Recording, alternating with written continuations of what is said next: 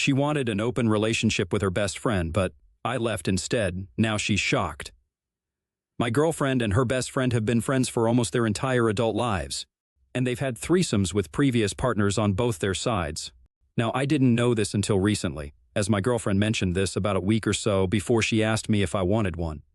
This may be where I messed up, but my immediate answer was, no, I'm never doing that. I'm very monogamous, and I'll be honest, the idea of being shared or sharing simply grosses me out.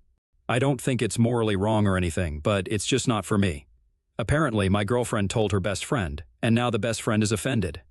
My girlfriend says I should apologize to her, but I don't think I did anything wrong here. Maybe I could have used better words, but it's not like the best friend heard me. There's no consensus on whether I'm the a-hole, but top comments were, not the a-hole.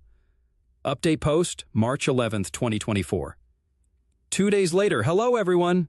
I figured I should post an update after all the advice you gave me. So, to start off, I had a talk with my girlfriend and cleared some things up.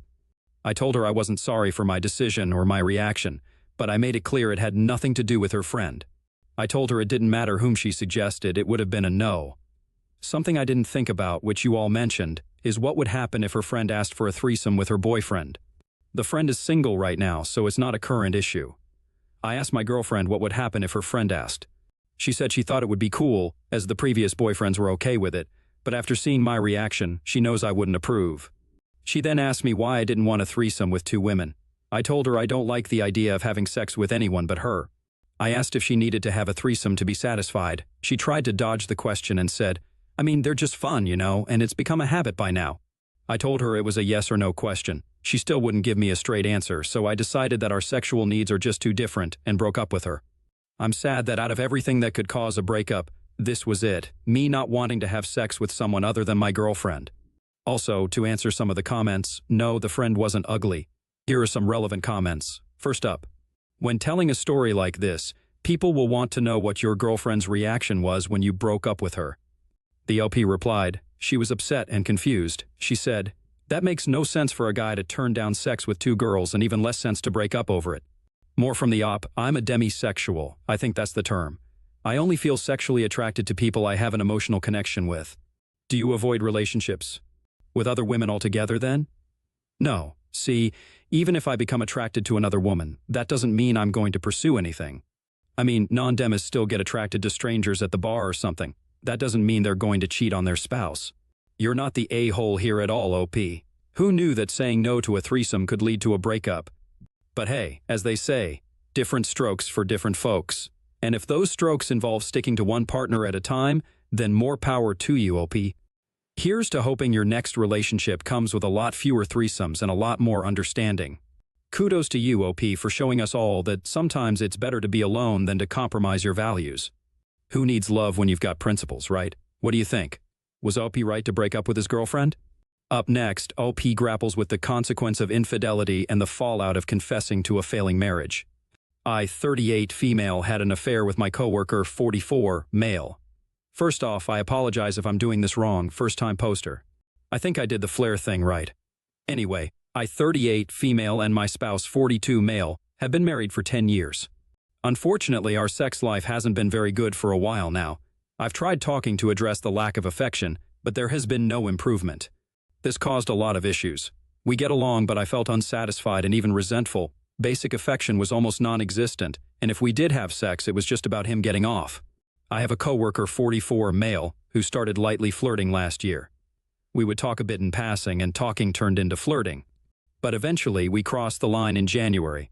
From there, it was an on and off affair. Obviously, this wasn't the right thing to do. I told the coworker it was over last week, and I'm now working on fixing my marriage, reconciling, and moving forward. It's a terrifying feeling, but necessary. I guess I just wanted to let this out. I didn't want to make this too long, but I'll answer whatever questions are asked. And of course, there's a question. It goes like this. Have you given your spouse agency? Is he aware you've cheated? Relationship problems are 50-50ths, but affairs are not. That's 100% on you and you alone. A dead bedroom is a reason to leave if talking about it does not change anything.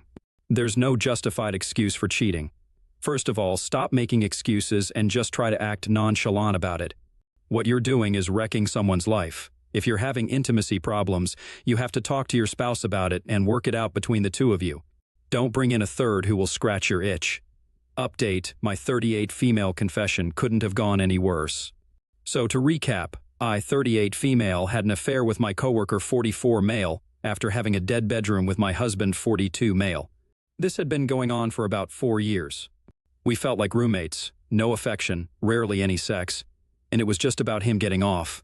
I cried, begged for him to come to counseling, and tried fixing it any way I could.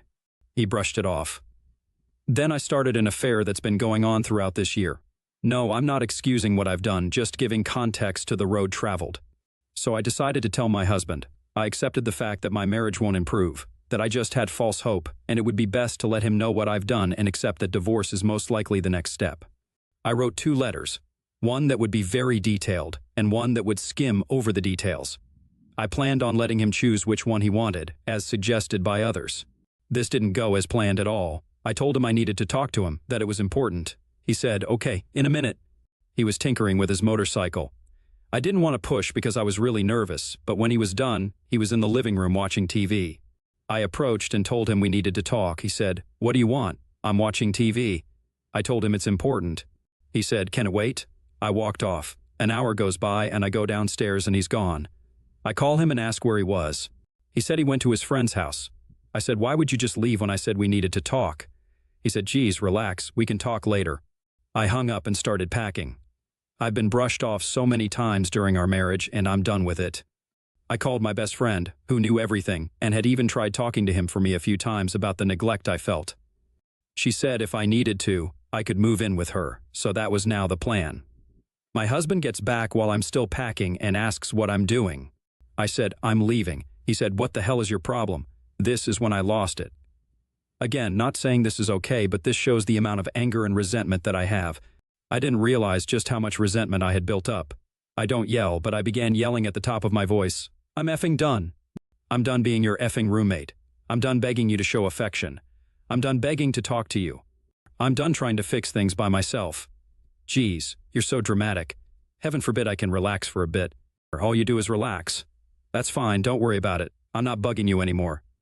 God, what is it? Don't worry about it, you never worried about it.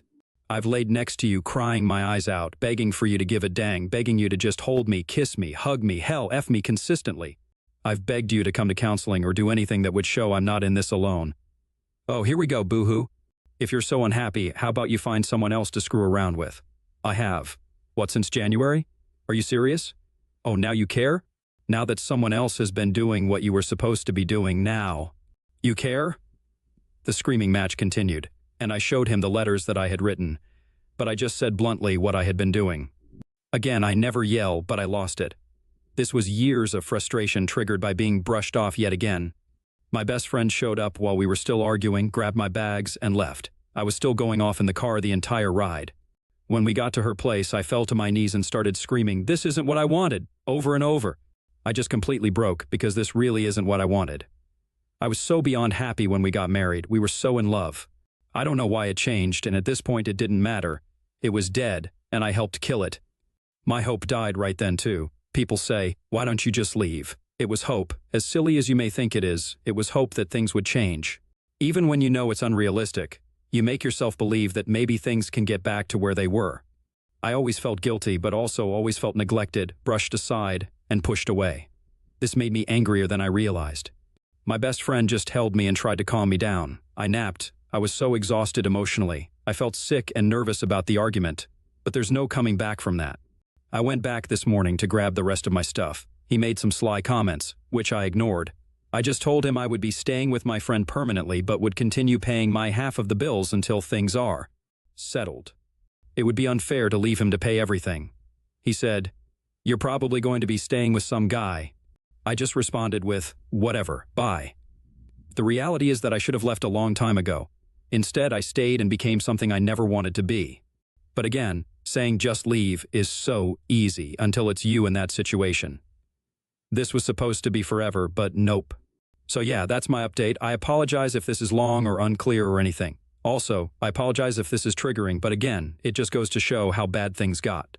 This is my reality. And now for some community feedback. First up, OP.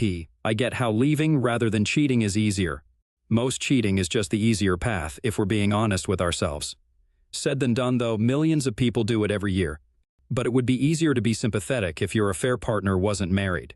Even separated, he is still married. You've got yourself a real crap show on your hands now, and pretty much everyone involved is crappy or has done crappy things. But we are all responsible for our actions, and you choosing to have an affair with a married man, separated or not, is a serious lapse in judgment and character. I hope you choose your path forward with more consideration. I also wish you luck because, at the very least, now that the crap is exposed, you can all move towards being better people. Next comment, not. Saying what you did was right, but telling your significant other you need to talk and then being blown off means they don't care about you. You're both better off without one another. Try to move on and let him do the same. One more comment, here's my problem. I know you said it was easier said than done, but the same confrontation you had with your confession is the same confrontation you should have had before you cheated. Easier said than done is a cop-out. You just did it, and now you have the cheater label for the rest of your life, and he will let everyone know you left him for another man. If he finds out who your married affair partner is, he will tell his wife as well, and now you just possibly ended 2 marriages.